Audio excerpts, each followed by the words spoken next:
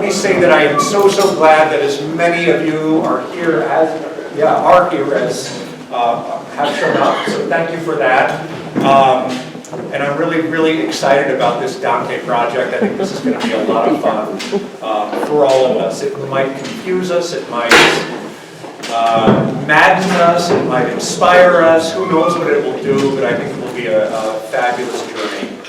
And let me say just one more time what an honor and what a privilege it is to have Peter Hawkins with us today. I said earlier that I am still in awe of Peter. When I showed up at Yale Divinity School, I was 23 years old. This is 25 years ago. And being with Peter today, I still feel as though I'm about 23 years old, recently arrived and just coming to Yale Divinity School and going, where am I? And who is this person who knows so much, who speaks so well, and who is guiding me and at that point my classmates through this poem? So anyway, I feel a sense of awe having Peter here, but Peter, thank you for being here. And let's get this conversation going. I would just say it's wonderful to be in a church where maybe a third of the congregation is in the choir.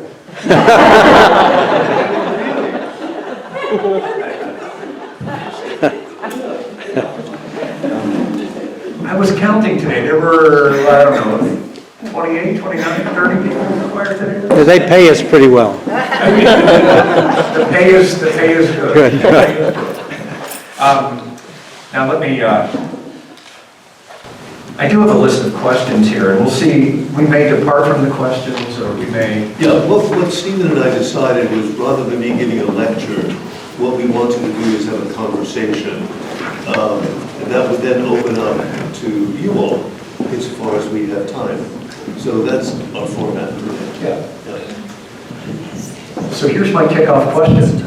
I'm curious to know, when did you first encounter Dante, and what was that first encounter like? I mean, was it love at first sight, or did it take you a little bit of time to come around to feeling like, I appreciate this figure, I like this writing? Dante began for me when I was a freshman in Western world literature. We used to have courses that were called things like that. It made no impression on me. Absolutely none. I don't know. Then, when I was a junior, I needed to make up some credits.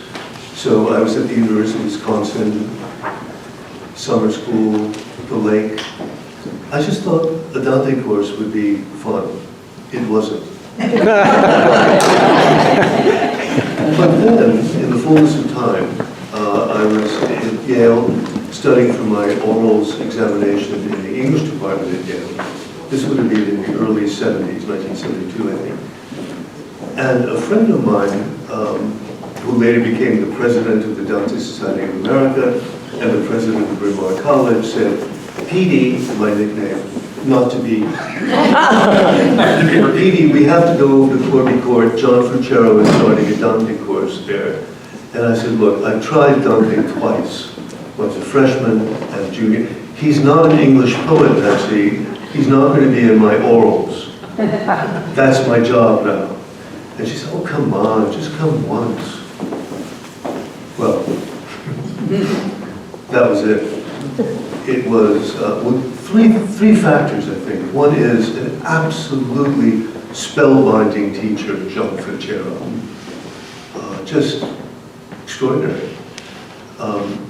And then a group of people in that room in Corby Court, a building that doesn't exist anymore. Yale was torn down for something else. But extraordinary people who have remained friends till this day. And then, and this, I think, is the eloquence of the teacher, the company I was with, but I was in love for the first time. And I didn't understand what it meant. It seemed so big. It seemed larger than a love.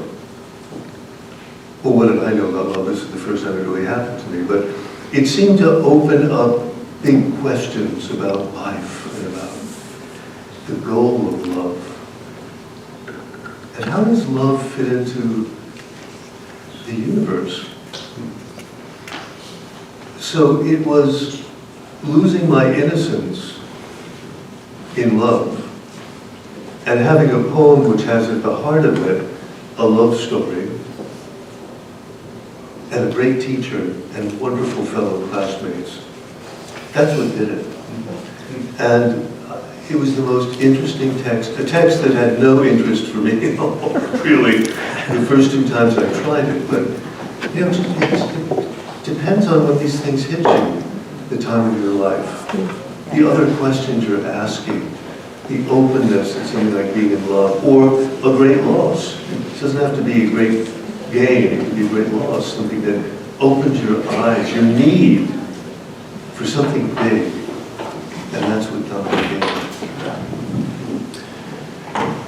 So this next question is related to the first question. So that was your first encounter with Dante, but then somewhere along the way, you transitioned to being a Dante teacher, scholar. It's not the only thing you did. You did many other things as well. But you really have dedicated your professional life, much of it anyway, to this poem and to inviting people into the world of this poem. So yes, love, but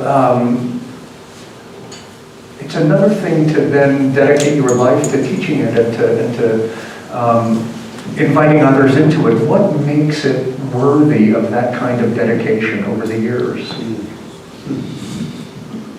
It is a big question.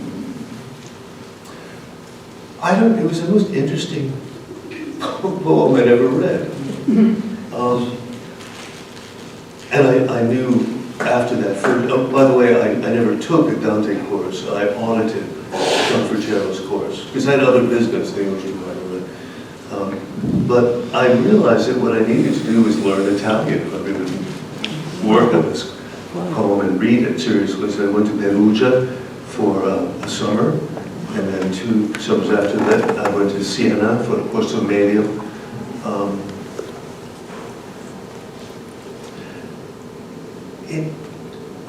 I don't know, Stephen, it opened me up to an extraordinary world.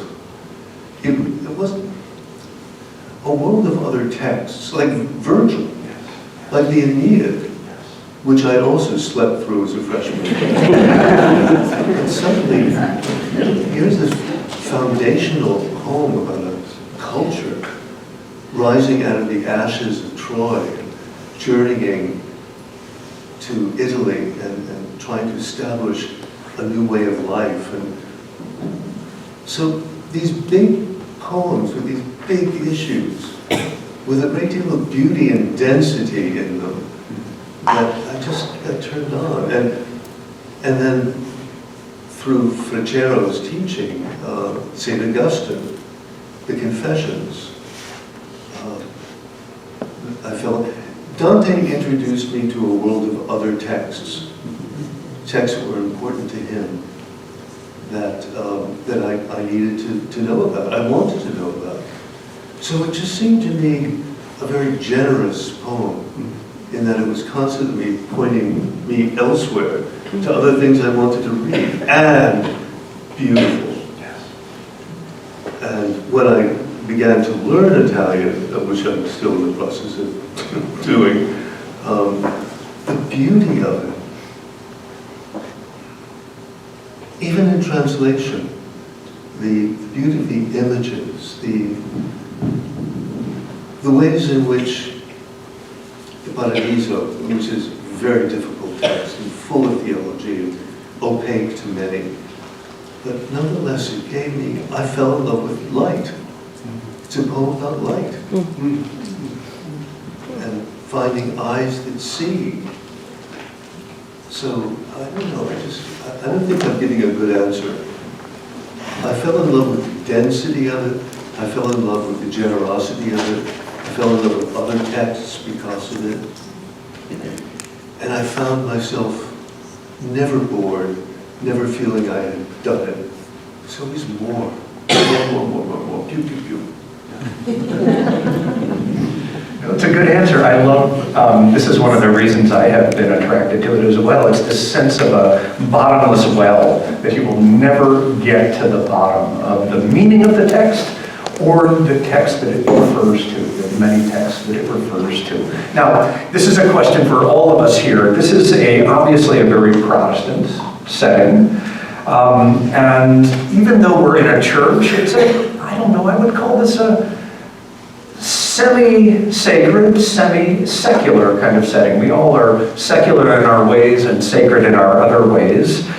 Some people in this room may believe in a very literal afterlife, and some people may not believe in an afterlife at all. I don't know where people line up on this. So my question is, why might a group of quasi-secular and social justice-oriented Protestants who do not have this tripartite division of the world or of an afterlife wish to undertake this journey? Why might a group such as this go on a journey such as the one that Dante guides us through?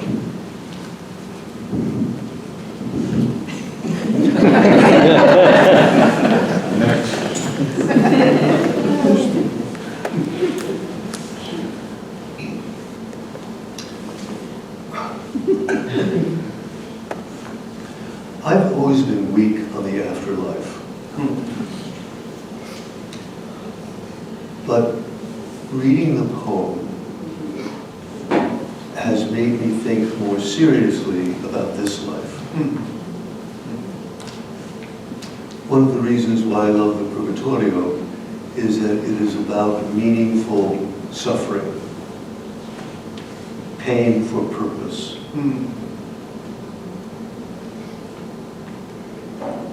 The great analogy for me would be a very serious psychotherapy, where you confront yourself, your past, all the knots that have tied you up, the scars that you have. And it's by looking at them, by dealing with them, by listening to those bad stories, by the whole, that you can begin to become free of them.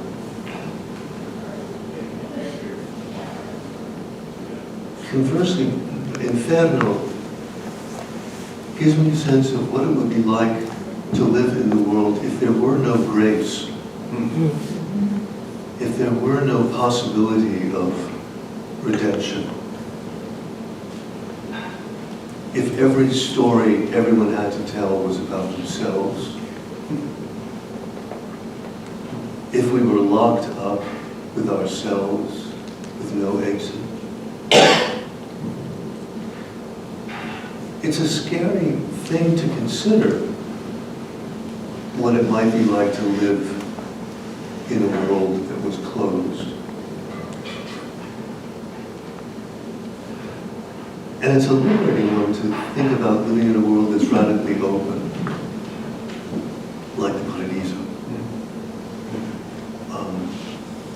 So why would social justice, secular-minded Protestants read this poem?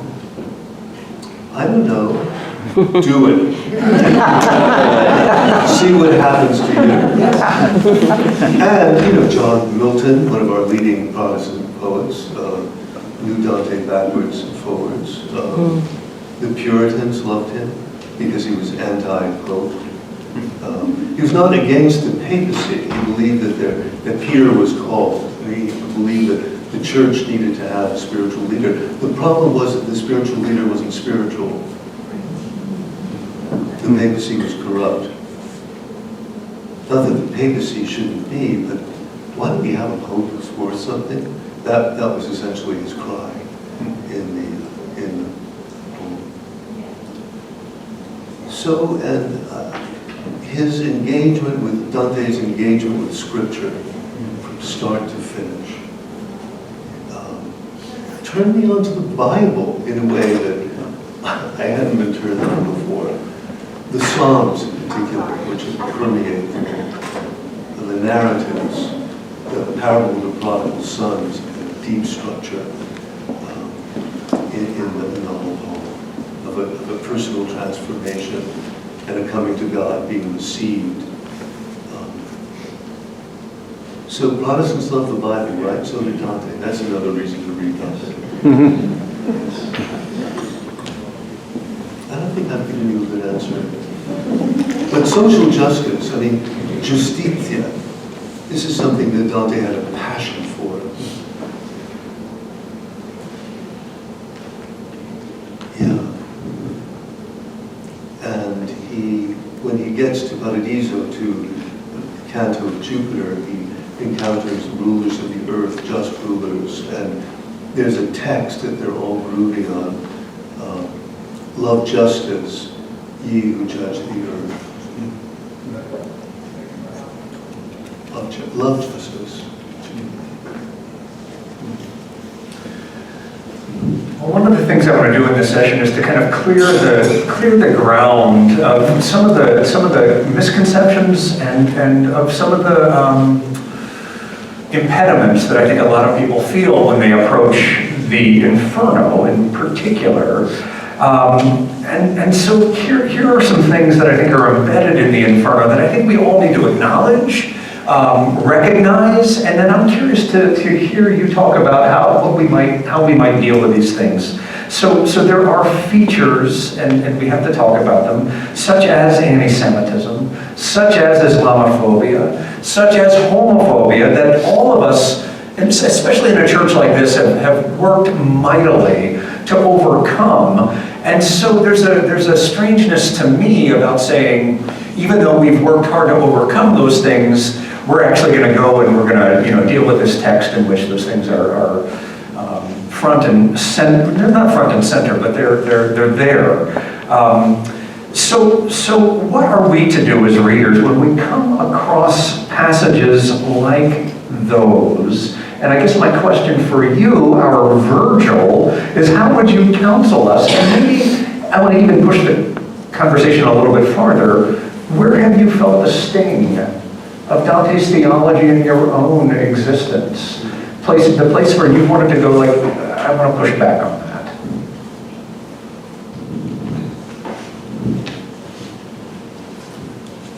He's so powerful a writer that you can take him and his world as gospel. It's not, it's a poem. A poem written between 1308 and his death in 1321. Fabulous poem, but limited as any human. Sorry. Is it better now? Yes. Thank you.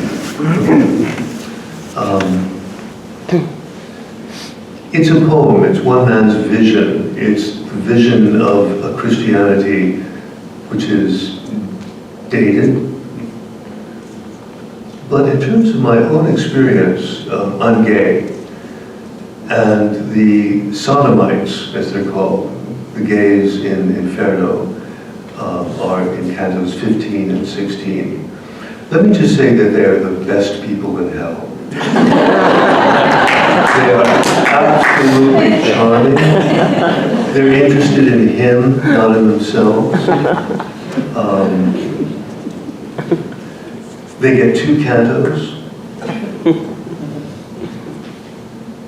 But they're in hell. On the other hand, they're also in purgatory.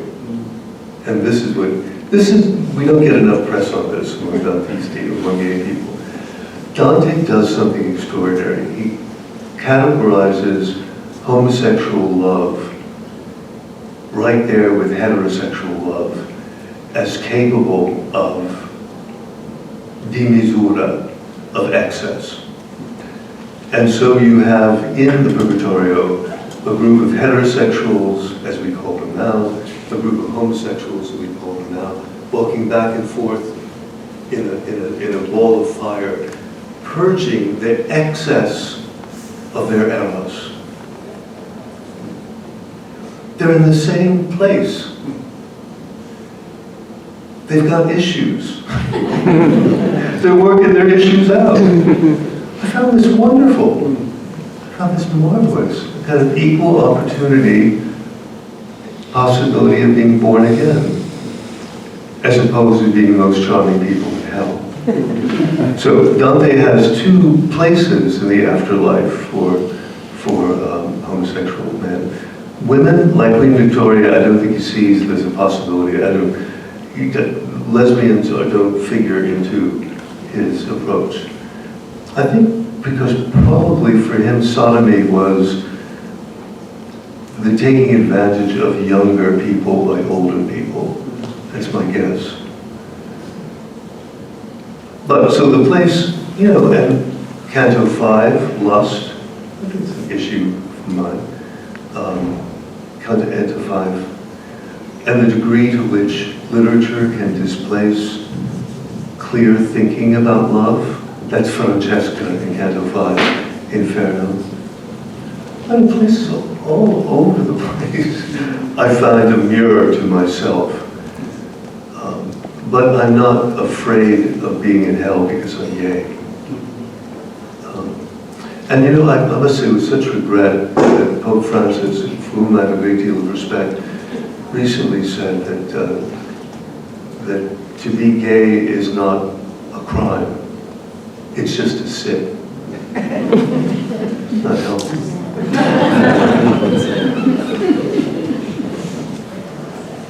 And I think he meant by that, it's not a sin to be gay, it's just a sin to do gay things. Also, I don't find that helpful. But the church has a way to go. And it's not just the church of the Middle Ages.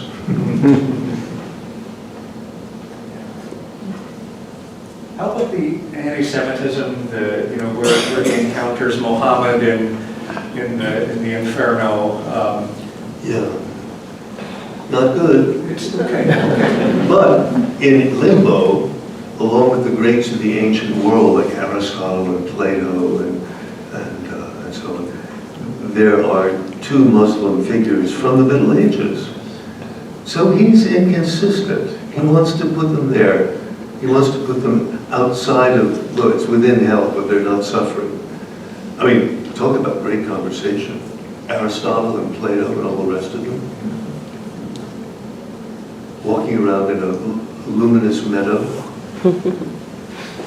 Trouble is they can never get beyond what they knew. That's their punishment.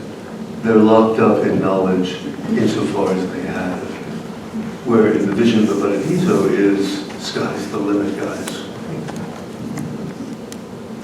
So, I wouldn't turn to the Inferno for guidance on Islamic relations or the deicide charge against the Jews that they're responsible for the death of Jesus occurs 3 times in the Commedia, and is a source of anguish for me every time I teach the poem. It's part of the legacy that he inherited and that he did not reject. But the poem is full of Hebrew. The poem is full of the Hebrew Bible. And there are no Jews in hell.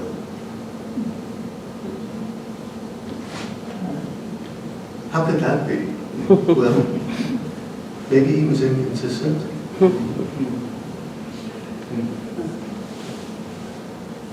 And so it's to let the text be inconsistent with itself and to be supple in a way. Be critical, don't, Yeah. He is so powerful that you can think that he is writing the Bible. Yeah. He's writing a poem that was written between 1307 and 1321. But what a poem. So, as Virgil says to Dante in Canto 15, Inferno, Beni ascolta, chi la nota. Pay attention. Make choices. That's what I would say. Good answer. Okay, so let's talk a little bit about Dante's background. Who was he really? There are some really salient features of Dante's life, like the fact that he wrote the Commedia while in exile. He was a political exile, a refugee of sorts, which I think brings another dimension to this whole poem that makes it feel strangely very contemporary. Can you tell us a little bit about Dante's biography and what led to his exile? And maybe while we're talking about that, this civil war that was going on, that enters the poem at various moments. I have to admit that the politics of the poem have never been of interest to me. They're of interest to Dante. In fact, I never got interested into politics until very recently. Now I'm really interested in it. But he was a passionately civic-minded person. He also wanted to be at the center and heart of his community. And so as to use an inadequate analogy, an upper middle class person, he joined a guild which enabled him to become active in the political life of the commune of Florence, and to, at the age of 35, to enter actively the political life by becoming one of the priors, one of the 6 rulers of Florence. The Florentines trusted people to be in power for 3 months at a time. So the number of priors were the rotating position. But there he was, and when he was in that position, he, along with his confrere, made a decision that the internal warfare, the civil war going on in Florence between parties, had reached such a sick level of craziness and destructiveness that the leaders of all sides would be exiled for a period of time. When that period of time was over and the exiles returned, Dante was in deep doo-doo, and he was exiled. Now, many other people, Italians were exiling one another all the time. He was so proud and had such a sense of his own rectitude. When there were opportunities for him to return, should he confess sins, should he go through a kind of ritual of penance and humiliation, he just wouldn't do it. So what he preferred to do was wander through the Italian city-states of central and northern Italy, initially in Siena, then to Bologna, then to Verona twice, ultimately in Ravenna in the northeast of Italy. Serving at the courts, at the homes, at the worlds of privileged petty nobility who would finance his residence with them as an intellectual who could write Latin like a dream and could serve as a kind of spokesperson, public relations agent, what have you. And so really he earned his living by being an intellectual going from place to place, never losing a connection to Florence, a connection of a lover who had been abandoned. And when it was possible for him to return to Florence under these humiliating circumstances, he turned it down. You know, the sun, I have the sun in the morning and the moon at night wherever I am in Italy. I don't need to be in Florence to do this. And the poem is really written with a sense of loss. He lost everything. Now he has a daughter and 2 sons who followed him into exile. He had a wife named Geraldonati who did not follow him into exile, about whom he writes nothing. The great love of his life, Beatrice, is whoever she was. Not a person he ever lived with, probably never touched, but whom he adored. How seriously can we take that? Well, there's a tradition behind that as well. But for me, the fact that the poem opens up where he's in a dark wood, nel mezzo del cammin di nostra vita mi ritrovai in una selva oscura onde la verità era sparita. I came to myself in a dark wood in which the true way was lost. He begins lost, and the whole poem is about getting found. I find that tremendously moving, that the whole time he's writing this poem, in a way he's lost. He's living at the grace and favor of people who have money and power when he has none, except his language. And in Canto 17, Paradiso, he's given a prophecy of what his life will be like in future. It's a prophecy of the reality of the life that he led while he was writing the poem. He will come to know how salty other people's bread is. The Florentine bread to this day is notoriously salt-free. You'll know what it's like to rise and fall in another person's staircase, to be indebted to other people, to not have a home of your own, to always be a party of one. And for a social animal who entered the political world in order to make a difference, his isolation was extraordinarily painful. But the poem becomes his way of speaking. The poem becomes the world in which he's in charge and can make a difference. So probably if he hadn't lost everything, if he hadn't become an exile, if he hadn't had everything taken away, we wouldn't have had the Divine Comedy. We would have had a very interesting man who wrote love poetry, who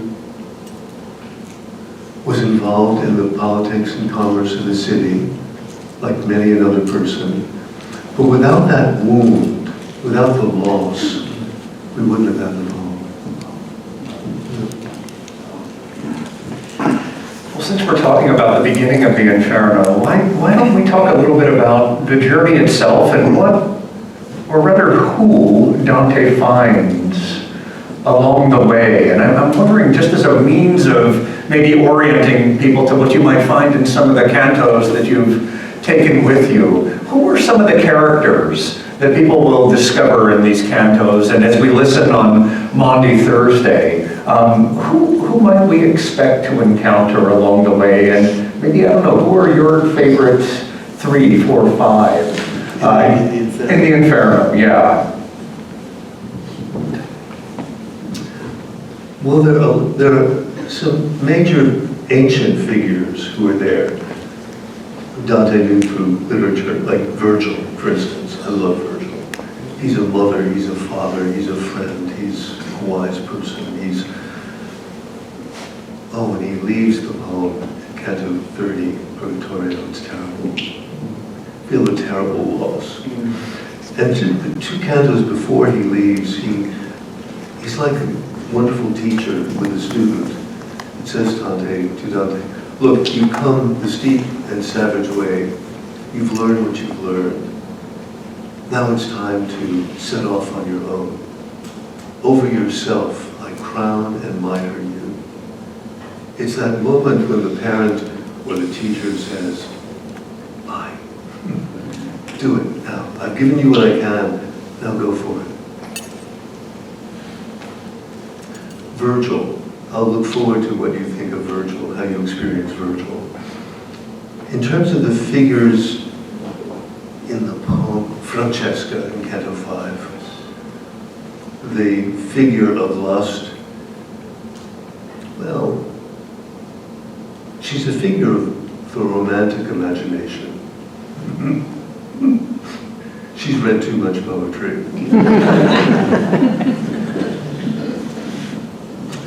Brunetto Latini, Dante's teacher, the sodomite that I mentioned before, a person of great compassion and charm. Charm. How can they be charming in hell? Ulysses in Canto 26, Inferno, Odyssey, the great voyager of the ancient world who breaks all boundaries. Fabulous, dangerous. choose not to deny experience, but explore the unpeopled world. Even if it means leaving your father, your wife, and your child behind. And then Ugolino with his children, a traitor who's locked up in a prison to starve with his kids.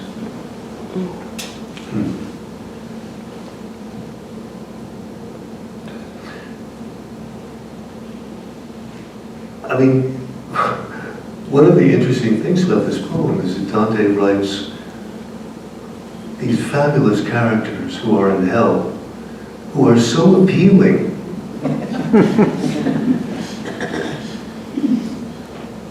Because you're meant to find yourself in them.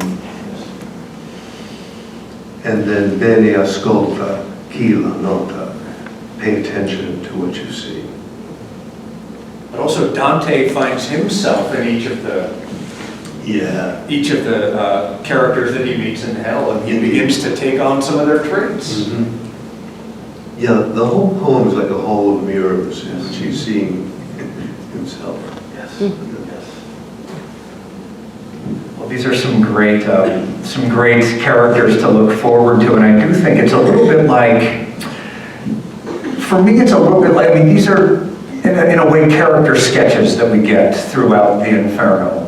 But it's a little bit like if you've never encountered Hamlet, or you've never encountered King Lear, or you've never encountered Romeo or Juliet. This is a chance to meet these, are they wonderful? I don't know, but they're certainly charismatic people that I think all of us deserve to know about a little bit. And it is striking that he places his teacher in hell. What in the world? He places his teacher there? How can this be? Well, Stephen, even though you love On the microphone, your Steve. teacher, even though Stephen loves and admires his teacher, you always have to be on guard. Sometimes they fool around with Ouija boards. Well, I have a hunch there's going to be a run on Ouija boards on Amazon.com. Well, here's something that was true for me when I first encountered the poem. I was 23 years old, and frankly, I think I was, in a way, too young to receive it. I didn't know quite what to do with it. I didn't have the maturity enough to receive it, although I received a lot of things. And it's only 25 years later, as I've reapproached the poem, that I've come around to going, oh my God, there is such power and depth here. And I sensed that at age 23, but it was a seed that had been planted that needed to grow for a little while in my soul. I imagine maybe, it sounds like the same was true of you, but I'm wondering how the poem has changed for you over the years. I mean, you've taught it in different generations, you've taught it with different kind of backgrounds happening. When I was taking the course, Clinton was on his way to being impeached, and it seemed like a scene cooked up out of some part of the Inferno, really. Now we've gone through the Trump era, which is its own kind of Inferno. How has the poem changed for you over the years, depending on what's happening in the world? Oh, Lord. Well, I don't know how to answer that quite, but what I can say is I've taught every kind of student from freshmen at Yale who are so smart. My favorite question from one of them was when we were reading in a program called Directed Studies, kind of great books, of course, when they read all of the Inferno in a week. And then we had 1 week on, 1 week in Purgatorio and Paradiso, and they were given selected cantos, the sort of important ones. And a student came to me after the class and said, Professor, are we allowed to read all of the Purgatorio and the Paradiso? Or can we only read the selected cantos? And I said, no, of course you can read the whole. I thought, oh, Yale freshman. Are we allowed to read the whole? Oh, yeah. Right now, I'm teaching Yale graduates who are in their 50s, 60s, 70s, and 80s through the Yale Alumni College on Zoom.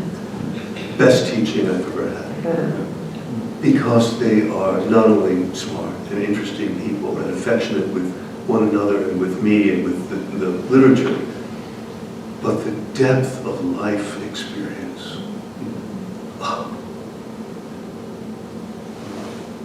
I think I wasn't touched when I was a freshman, because what did I know about anything? When I fell in love, I knew something was up.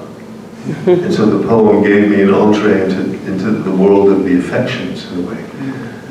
But it just gets better and better the older people get. What can I say? No, I would not teach it to 23-year-olds. I love teaching it at all ages, but there is something about the accumulation of experience, the experience of loss, of death, illness, scars, wounds, that deepens the experience of literature. Yeah.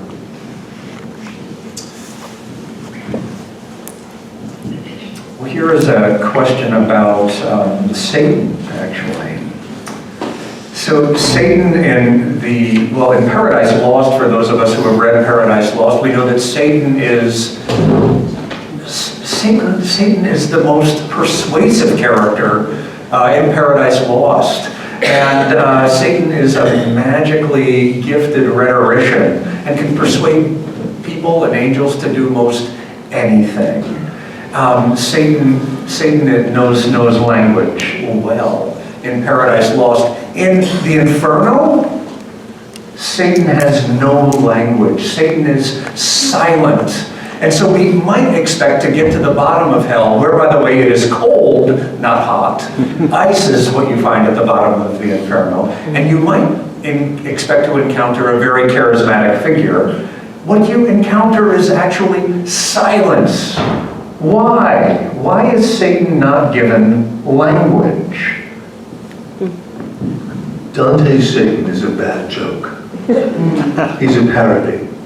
He has 3 faces on one head.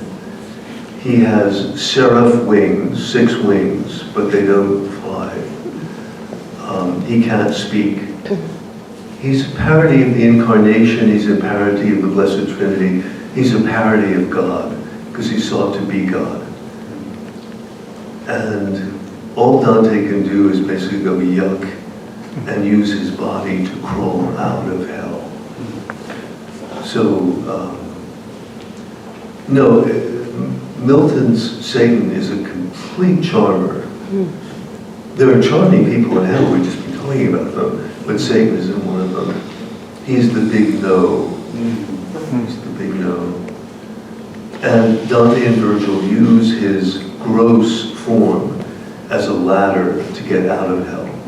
And the last lines, take this with you, whoever gets Canto 34, Inferno, the last lines of it are, E quindi uscimo a rivedere le stelle. And then we issued forth to see again the stars. You know, Inferno has been an immersion in dark claustrophobia. To emerge from hell is to emerge into light and to see again the stars. And what Dante does is have the last word of Inferno, of Purgatorio, of Paradiso be the word stars. I love it. So then we issue forth to see again the stars, or then we went forth at the end of Purgatorio, salire alle stelle, to rise up into the stars, and then at the end of the Paradiso, Dante finds himself enraptured in the love that moves the sun e le altre stelle. So the whole of the poem is a star trip. It really is. It's a kind of learning how to fly.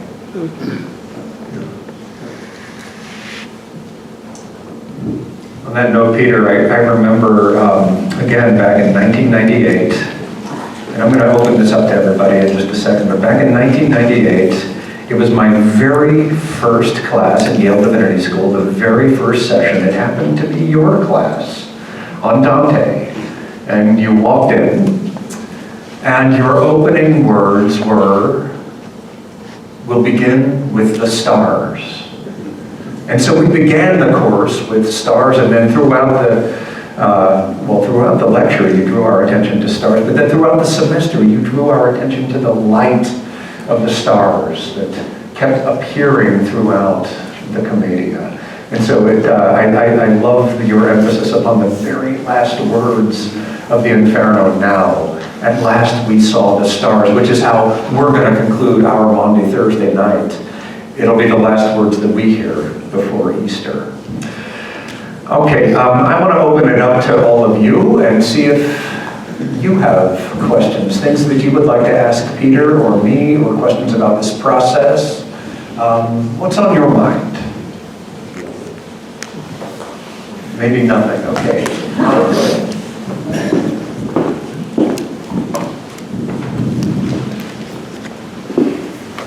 Thank you. I was inclined to ask you a question about Dante's language, but I won't. I'm going to ask you a bigger question in a way. And I don't know quite how to frame it. I guess I would say, when Stephen asked you about lifelong passion, the word, as I remember, was light.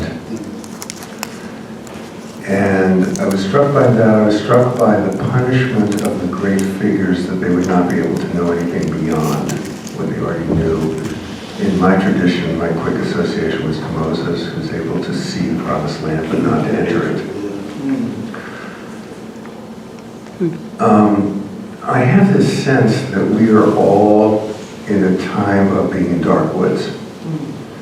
That we've read that everyone thinks they live in a unique period that's somehow special, and yet I think that we aren't. And so to us, as we deal with all the enormity that I don't need to describe in detail, I want to go back to your sermon and ask you whether there's anything else that you would say to us, light, knowledge. If we approach Dante, how would we experience, relate to, be inspired by the lens in the dark box in our world?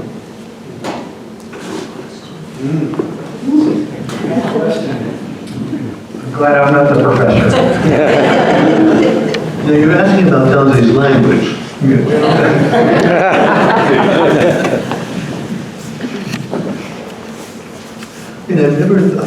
I'm ashamed to say I've never thought about the poem as the lens in the dark box. But it is. It's an aperture. It gives you a way of seeing into not only darkness, which is the Inferno, of course, but to learn how to look with the light and then into the light. It's a training in light seeing. It takes a long time.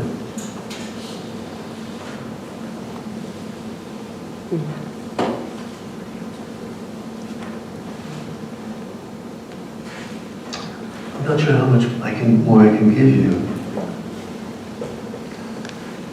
The darkness of our age, the darkness of our experience, the darkness of God. There's a wonderful phrase from a poet named Henry Vaughan, who wrote a poem called The Night. And the line that I treasure is, "There is in God, some say, a deep but dazzling darkness."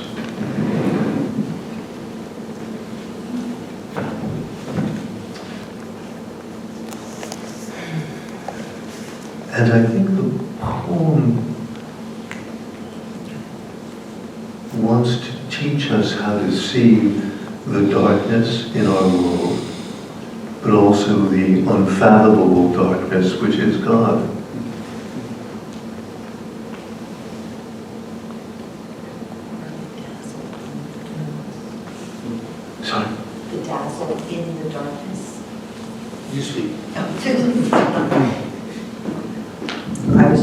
out loud, or finding the dazzle in the darkness. Finding the dazzle in the darkness, yeah. I'm glad we gave you the microphone for that one.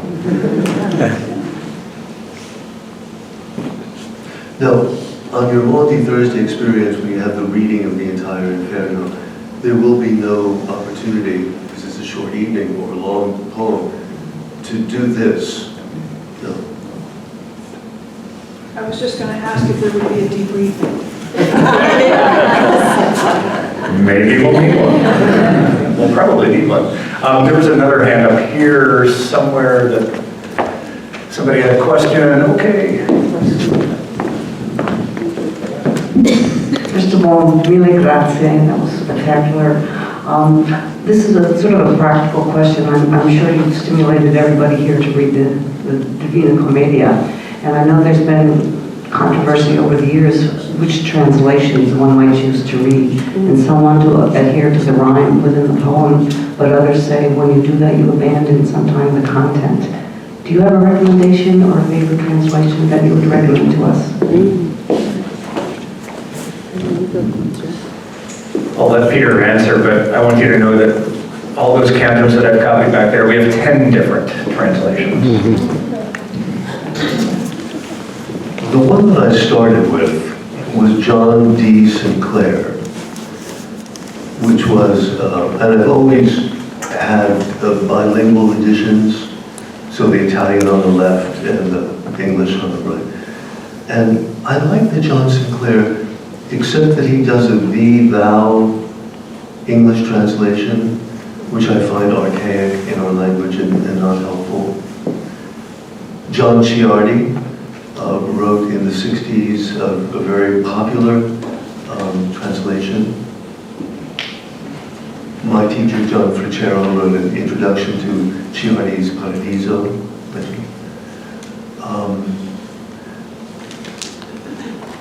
People really like Robert Pinsky's Inferno, but that's the only part of the poem that Robert Pinsky translated. There's an English Dantista named Robin Kirkpatrick who translated the whole poem for Penguin. There's someone named Robert Durling and Ron Martinez who translated the poem. That's the one I tend to teach from. I like the notes. I mean, all translations do the best they can. And so I think mixing it up is not a bad idea. Learning Italian is a really good idea.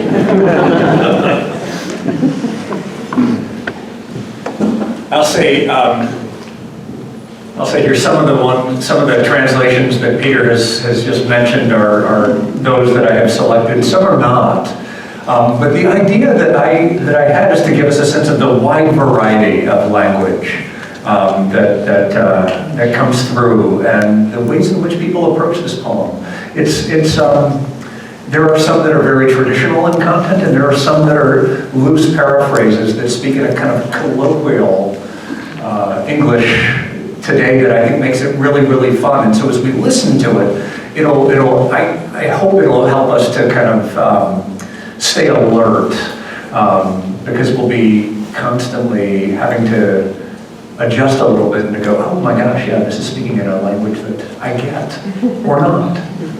Yeah, and just to return to your question about Dante's language, in some sense, he's inventing Italian in his poem. I mean, he's working with a Florentine dialect, which, because he was writing in it, and because Boccaccio was writing in it, and because Petrarch, the three crowns of Italian literature in the 14th century. The power of the cultural influence and financial and political influence of Florence in the time. Dante's language becomes eventually Italian, and he becomes the pater patriae, the father of the nation, when Italy becomes a country in the 19th century. So his Italian becomes extraordinarily important. Also, it's an Italian of such range of, I mean, you can words, fart, shit, asshole, all these words crop up in hell.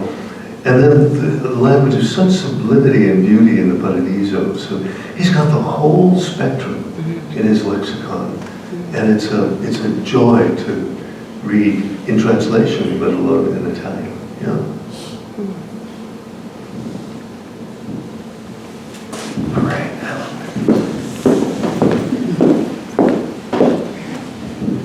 Just a simple question.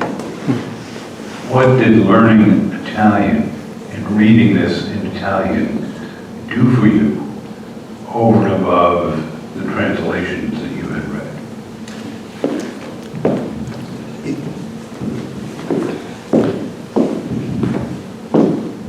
It gave me a feeling beyond a thought. It gave me some sense of la lingua materna. It gave me,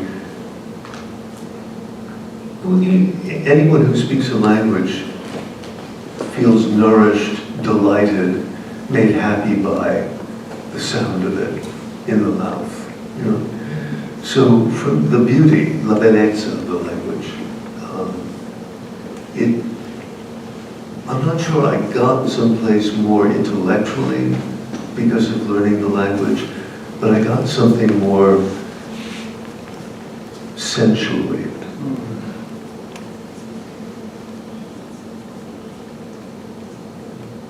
Yeah. Which I think we all get, for those of us who are native speakers of English, have that with English. You know, just love the way it sounds.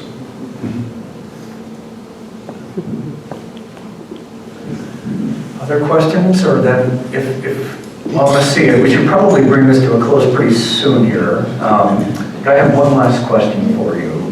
And the question is this. We're doing the Inferno, and you expressed a little bit of hesitation when I first described this project to you. You said, look, I like the Inferno. I think the Inferno is important. It's a great thing to be able to do. But what you said was, but that's only the first part of the progression. And the thing goes into purgatory and into paradise, which is the point. So, what might we do after the Inferno?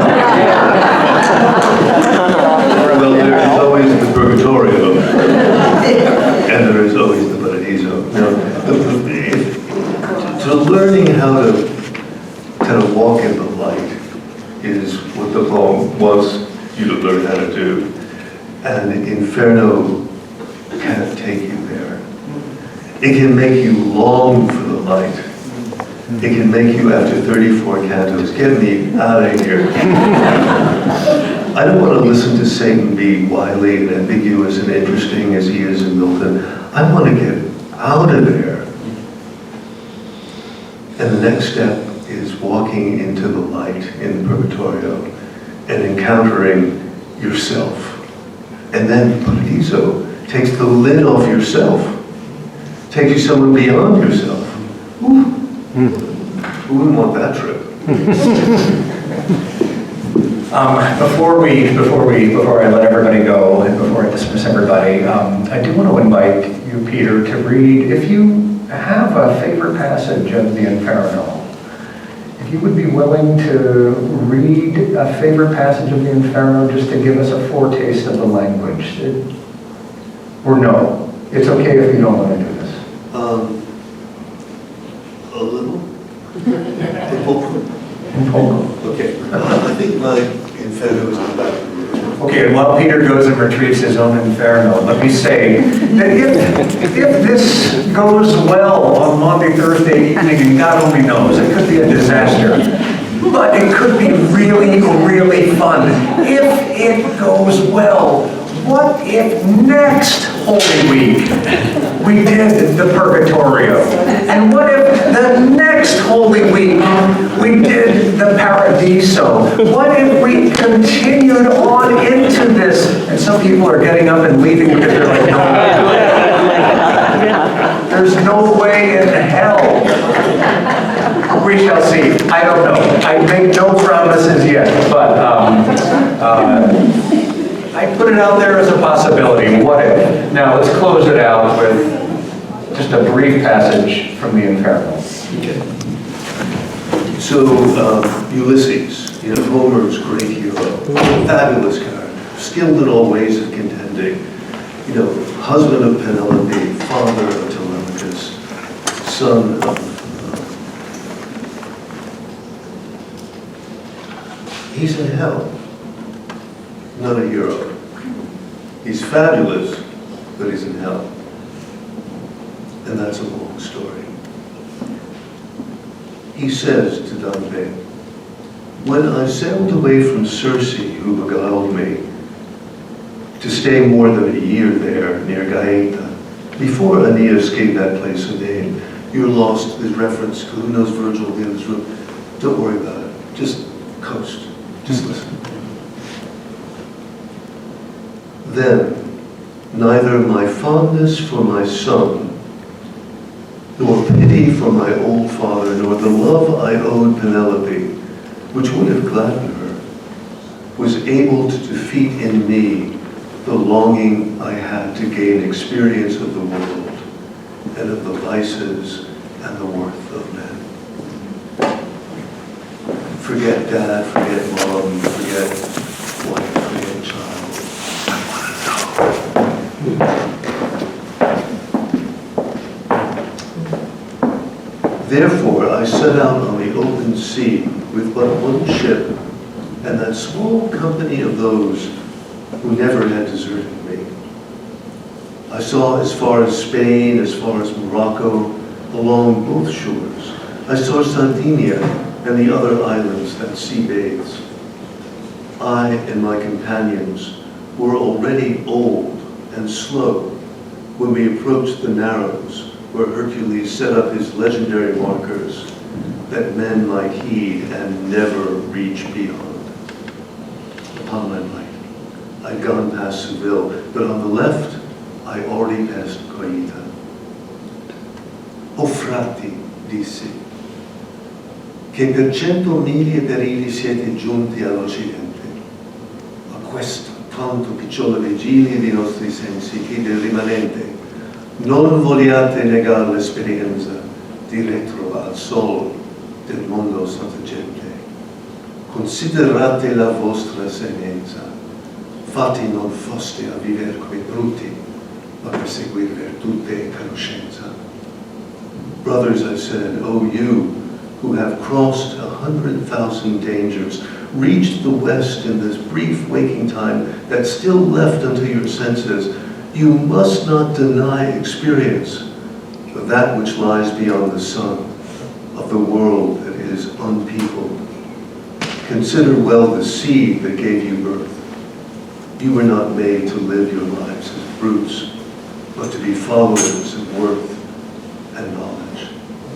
I spurred my comrades with this brief address to meet the journey with such eagerness that I could hardly then have held them back.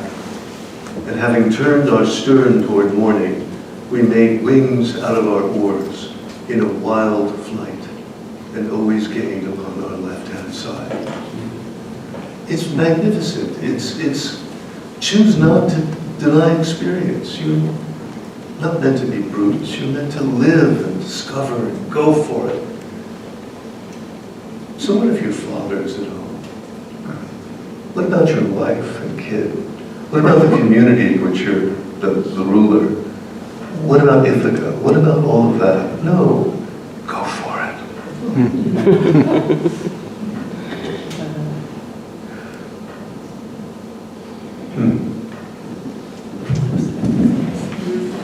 Well, Peter, thank you so much for being here.